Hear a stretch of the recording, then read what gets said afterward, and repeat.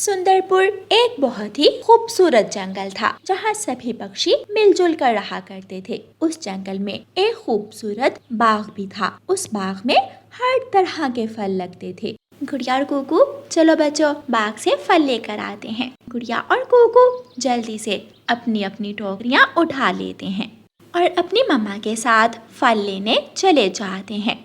मिठू तोता भी अपने बेटे के साथ फल लेने जा रहा था। वो सब बाग में पहुंच जाते हैं। रानो बहन, अमरूद भी बहुत मीठे हो गए हैं, आज वो भी ले जाना। तोते भैया, गुड़िया और कुकू अमरूद ज़्यादा शौक से नहीं खाते, इसलिए मैं इनके लिए सेब और आम ही लेकर जाती हूँ। मुझे तो अमरूदों से ज़्यादा कुछ भी अच्छा नहीं लगता। तोता और रानो चिड़िया हंसने लगते हैं। बच्चे फल तोड़ तोड़ कर टोकरी में डाल रहे थे। आम, मीठा आम, ये कितना स्वादिष्ट है। गोरी कफी और कालू कौवा भी वहाँ आ जाते हैं। रानो बहन, कुछ पौधे पानी की कमी की वजह से सूख रहे हैं, हमें इन्हें पानी देना चाहिए। हाँ गोरी बहन, मैं भी यही सोच रही थी। कबूतर भी वहाँ आ जाता है। सब पक्षी मिलकर उन पेड़ों का ख्याल रखते। फिर वो सब पानी लाकर पेड़ों को डालते हैं। चलो बच्चों, अब घर चलते हैं। मम्मा, बस थोड़ी देर और झूले लेने देना प्लीज। गुड़िया कुकू, बस बहुत हो गया, चलो अब घर चलें। फिर सब पक्षी अपने अपने फल लेकर अपने अपने घरों को चले जाते हैं। उनका जीवन बहुत अच्छा गुजर रहा था। एक दिन एक चील उड़ती हुई उनके बाग में आ जाती है। फलों और फूलों से भरा हुआ बाग और साथ में नदी भी है। वाह, ये तो बहुत सुंदर जगह है। इस बाग पर तो मेरा दिल आ गया है। अब यहाँ मैं रहूंगी, मेरा राज होगा यहाँ। मुझे अपनी बहन और माँ को भी यहाँ ले आना चाहिए, वो भी ताज़ा ताज़ा फल खाकर सेहतमंद हो जाएंगी। चील उड़ती है और अपने घर जाती है। माँ, मैंने एक सुंदर और फलों से भरा हुआ बाग ढूंढा है, चलो हम सब वहाँ जाते हैं। क्या कह रही हो तुम? ये घर छोड़कर मैं कहीं और नहीं जाऊंगी। वैसे भी ये फल मुझे अच्छे नहीं लगते, मैं तो सिर्फ मांस ही खाऊंगी। माँ, अगर वहाँ बहुत सारे फल हैं तो इसका मतलब है वहाँ छोटे पक्षी भी आते होंगे वो फल खाने। तो बस वो फल खाने आएंगे और हम उन्हें खा जाएंगे। हाँ माँ, फल भी और मांस भी, घर का क्या है, घर तो हम वहाँ भी बना ही लेंगे। कह तो तुम ठीक रही हो, तो फिर देर किस बात की, चलो सब अपना अपना घोंसला उठाओ, हम आज ही वहाँ जाएंगे। वो चीलें अपना अपना घोंसला उठाती हैं और उस फलों वाले बाग में पहुंच जाती हैं। छोटी, ये बाग तो सच में बहुत सुंदर है, मांस ढूंढने की भी चिंता नहीं होगी, मांस खुद चलकर हमारे पास आ जाएगा। वो सारी चीलें हंसने लगती हैं। शाम हो जाती है मगर उस बाग में कोई भी पक्षी नहीं जाता, क्योंकि पक्षी तो अपने 2 दिन का भोजन पहले ही ले गए थे। भूख से मेरा बुरा हाल हो गया है, यहाँ तो कोई पक्षी नहीं आया। माँ, आप चिंता ना करें, मैं एक चक्कर जंगल का लगा कर आती हूँ, देखती हूँ यहाँ कोई पक्षी है भी या नहीं। बड़ी, मैं भी तुम्हारे साथ चलती हूँ। दोनों चील बहनें जंगल की तरफ उड़ती हैं। उनकी आवाज से जंगल में खौफ फैल जाता है। चील, चील, ये चील की आवाज है। मिठू जी, वो देखें खिड़की से, एक नहीं 2 चीलें हैं, जल्दी से खिड़कियां बंद कर दो, जल्दी करो। वो अपनी खिड़कियां बंद कर लेते हैं। मम्मा मम्मा, चील, ये चील की आवाज है। मैं जाकर देखता हूँ। बैठ जाओ चुप करके, बिल्कुल खामोश हो जाओ। मम्मा, मैं नहीं डरता किसी चील वील से, मैं बहुत बहादुर हूँ। कुकू बेटा, बहादुर होना अच्छी बात है, मगर बेवकूफ़ होना उतनी ही बुरी बात है। कुकू अपनी मम्मा का मुंह देखता है और चुपचाप अपने घोंसले में लेट जाता है। मैं बेवकूफ़ हूँ, मगर कैसे? रानो चिड़िया मन ही मन सोचती है। चीलें हमारे जंगल में और वो भी 2, यकीनन कोई बड़ा खतरा है, मुझे कुछ करना होगा। चीलें आकर एक पेड़ पर बैठ जाती हैं। देख रही हो ना ये घोंसले, ये सब हमारा एक एक करके शिकार बनेंगे। बड़ी, चलो उस घोंसले से चिड़िया के बच्चे उठाकर ले जाते हैं। रात का भोजन तो हो ही जाएगा। नहीं, अगर हमने उन्हें ऐसे उठाया तो सारे पक्षी सावधान हो जाएंगे, ये खुद आएंगे हमारे पास। वो चीलें वहाँ से चली जाती हैं। अगली सुबह सभी पक्षी एक जगह इकट्ठे होते हैं। हमें कुछ करना होगा इससे पहले कि किसी पक्षी की जान चली जाए। हम अपने जंगल के मासूम पक्षियों को उन चीलों की नज़र नहीं होने देंगे। मेरे पास एक बहुत बढ़िया प्लान है जिससे चीलें भाग जाएंगी और दोबारा लौट कर कभी नहीं आएंगी। बताओ बताओ गौरी, क्या प्लान है तुम्हारा? गौरी कभी सबको अपना प्लान बताती है। सब पक्षियों को गौरी का प्लान बहुत पसंद आता है। मेरे घर में लकड़ियां हैं, लकड़ियां हम वहां से ले लेंगे। चलो फिर चलते हैं। नहीं, हम रात को जाएंगे जब चीलें सो जाएंगी। वो तो ठीक है, मगर हमें निगरानी करनी होगी। कोई भी पक्षी उस तरफ ना जाए। सबकी जान कीमती है, हम किसी को कुछ नहीं होने देंगे। हाँ रानो बहन, आप ठीक कह रही हैं। फिर वो सारा दिन निगरानी करते हैं और पक्षियों को बाग जाने से मना करते हैं।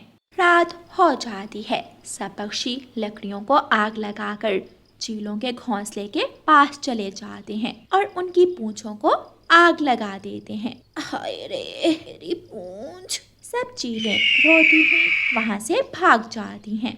वो वापस उसी जगह भाग जाती हैं जहाँ से वो आई थीं। आग आग, मेरी पूंछ की आग बुझाओ। माँ चील अपनी बेटी चील की खूब धुलाई करती है। कहा था मैंने मत जाओ, लेकिन मेरी कोई सुनता ही नहीं। माँ चील जूते से चीलों की खूब धुलाई करती है। अब जंगल फिर से आज़ाद था और पहले की तरह पक्षी खुशी खुशी रहने लगते हैं। प्यारे दोस्तों, इस कहानी को लाइक, अपने दोस्तों के साथ शेयर और चैनल को सब्सक्राइब करना बिल्कुल मत भूलना। आपका धन्यवाद। रानो चिड़िया की ऐसी कहानियाँ सुनने के लिए YouTube सर्च बार में रानो चिड़िया की कहानी लिखें या फिर ये बटन दबाकर बोलकर कहें रानो चिड़िया की कहानी।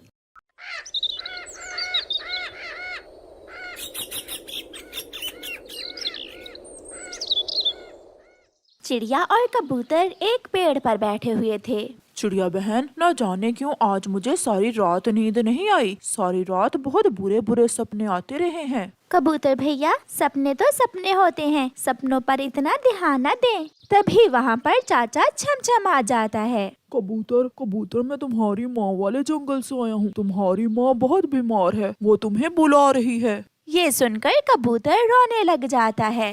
देखा चिड़िया, मैं ना कहता था मुझे सारी रात नींद नहीं आई। मुझे नींद आती भी कैसे, मेरी तो माँ बीमार है। कबूतर भैया, अब आप समय जाया न करें, जल्दी से जाएं और अपनी माँ से मिल लाएं। फिर कबूतर जल्दी से उड़ता है।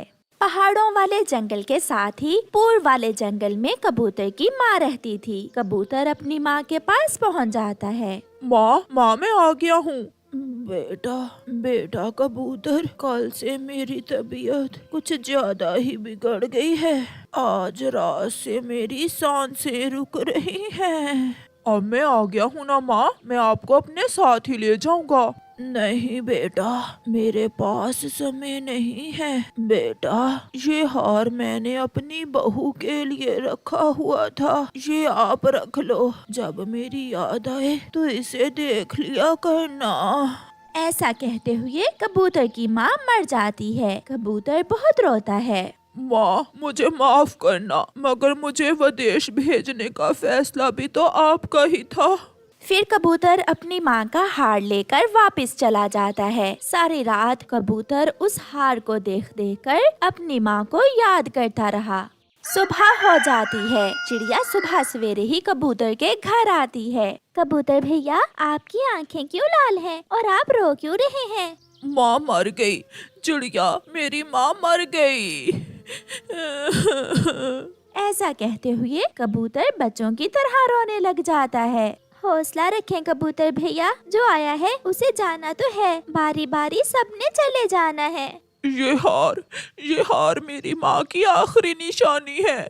मेरी माँ ये हार अपनी बहू को पहनाना चाहती थी। हम आपकी माँ की ये इच्छा जरूर पूरी करेंगे। कबूतर भैया, हम ये हार आपकी पत्नी को ही पहनाएंगे। अब मैं जाती हूँ, मुझे भोजन लेने भी जाना है। रुको चिड़िया बहन, ये दाना ले जाएं। मेरे पास और भी दाना है। आपके आने से मेरा दुख थोड़ा कम हुआ है। फिर रानो चिड़िया कबूतर से वो दाना लेकर वहाँ से चली जाती है। रास्ते में चिड़िया को गोरी कौवी मिलती है। चिड़िया, रुको रुको, मेरी बात सुनो। चिड़िया रुक जाती है। चिड़िया, कबूतर की माँ बच गई या मर गई है? मैं कबूतर के घर से ही आ रही हूँ। बेचारे की माँ मर गई है। मैं अफसोस करने गई थी उसके पास। अफसोस कैसा? अगर इतना ही प्यार होता कबूतर को तो वो अपनी माँ को अपने पास ले आता। नहीं गोरी, कबूतर की माँ ने अपने बेटे को खुद ही विदेश भेजा हुआ था, क्योंकि यहाँ दाना पानी आसानी से मिल जाता है। चिड़िया, मुझे भी दाना लेने जाना है। तुम ये दाना कहाँ से लाई हो? गोरी, मुझे तो ये दाना कबूतर ने जबरदस्ती दे दिया। मैंने उसे मना किया मगर वो ना रुका। फिर चिड़िया वहाँ से चली जाती है। इसका मतलब मुझे भी कबूतर के पास अफसोस करने जाना चाहिए। दाना तो मिलेगा मुझे भी।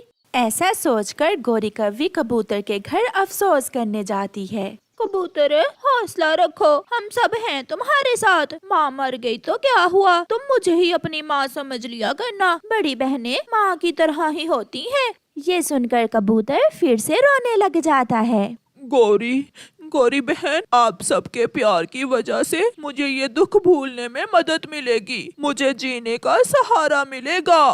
तो और क्या, हम सब आपके साथ हैं। अब मैं जाती हूँ। अपना ख्याल रखना गोरी बहन। मगर गोरी थोड़ी देर बैठी रहती है और फिर कबूतर से कहती है, कबूतर, क्या चिड़िया ने मुझसे अच्छा अफसोस किया था तुमसे? क्या चिड़िया तुम्हारी माँ मरने पर मुझसे ज्यादा दुखी थी? क्या मतलब गोरी, मैं समझा नहीं आपकी बात। उसे तो तुमने दाना दे दिया और मुझे कह रहे हो अपना ख्याल रखना। मैं भूल गया गोरी बहन, मैं भूल गया। लो ये दाना आप भी ले जाओ, मेरे पास और भी है। कबूतर, ये हार कहाँ से लिया है तुमने? ये हार मेरी माँ की आखिरी निशानी है। ये हार बहुत सुंदर है, सोने का है ना? हाँ, ये सोने का हार माँ ने अपनी बहू के लिए रखा हुआ था। कबूतर, मुझे तुम्हारी माँ के मरने का चिड़िया से ज्यादा अफसोस है। ऐसा कहते हुए गोरी वहाँ से चली जाती है। गोरी, ये दाना कहाँ से लिया तुमने? बहुत मुश्किल से। इतने मोटे मोटे मगरमच्छ के आंसू बहाने पड़े मुझे ये दाना लेने के लिए। कबूतर की माँ का अफसोस करने गई थी, उसने दिया है मुझे ये दाना। तो क्या मैं भी जाऊँ कबूतर के पास उसकी माँ का अफसोस करने? नहीं कालू, कोई जरूरत नहीं है। ये दाना हम दोनों के लिए काफी है। मेरे सुंदर कालू, मुझे एक काम है तुमसे। बताओ गोरी, क्या काम है? कालू जी, कबूतर के पास उसकी माँ का दिया हुआ सोने का हार है। मुझे वो हार चुराना है और तुम इसमें मेरी मदद करोगे। गोरी, उसकी माँ की निशानी है, इतना जुल्म ना करो। मैंने जो कह दिया सो कह दिया। अगर तुम मेरी मदद नहीं करोगे तो मैं अकेली ही चुरा लूंगी। ठीक है, मगर करना क्या होगा? फिर गोरी कालू कौवे के कान में सारा प्लान बताती है। रात हो जाती है, सब सो जाते हैं। गोरी और कालू जाग रहे थे। गोरी को कबूतर का हार जो चुराना था। ये रस्सी तुम मेरी पूंछ से बांधकर बाहर पेड़ पर बैठ जाना। अगर ये रस्सी जोर जोर से हिले तो इसका मतलब मैं पकड़ी गई हूँ। तुम इस रस्सी को जोर से अपनी तरफ खींच लेना। तुम चिंता ना करो गोरी, मैं ये रस्सी पूरे जोर से खींच लूंगा। फिर वो दोनों घर से निकलते हैं। कालू कौवा गोरी की पूंछ को रस्सी बांध लेता है और कबूतर के घर के बाहर एक पेड़ पर बैठ जाता है। गोरी कौवी कबूतर के घर में घुस जाती है। गोरी पास जाकर कबूतर को गौर से देखती है। सो रहा है, मेरा कबूतर भाई तो सो रहा है। फिर गोरी आहिस्ता से जैसे ही कबूतर की माँ के हार को उठाती है, कबूतर की आंख खुल जाती है। वो गोरी को टांग से पकड़ लेता है। चोर चोर चोर! कालू, रस्सी खींचो। कालू रस्सी खींचता है। गोरी पकड़ी गई, गोरी पकड़ी गई। कालू अपनी तरफ जोर लगा रहा था। कबूतर ने गोरी को टांग से पकड़ा हुआ था। वो अपनी तरफ जोर लगा रहा था। गोरी कभी इधर तो कभी उधर देख रही थी और फिर पटक की आवाज आती है और गोरी कौवी की पूंछ टूट जाती है। कालू रस्सी खींचता है तो गोरी की टूटी हुई पूंछ देखकर कालू डर जाता है। किस मुसीबत में डाल दिया तुमने गोरी? अब वो अपनी पूंछ टूटने का जिम्मेदार मुझे ही ठहराएगी। बड़ी बहन तो माँ की तरह होती है, क्या एक माँ भी बेटे का हार चुरा सकती है? कबूतर कबूतर, मैंने सोचा कि माँ का हार है, कहीं तुमसे गुम ना हो जाए। मैं ये हार अपने घर ले जाकर संभाल लेती हूँ, प्लीज मुझे छोड़ दो। देखो देखो, मेरी पूंछ भी टूट गई है। अब तुम जाओ, तुम्हें चोरी करने की सजा मिल चुकी है। अब तुम जाओ, मैं तुम्हें कल देखूंगा।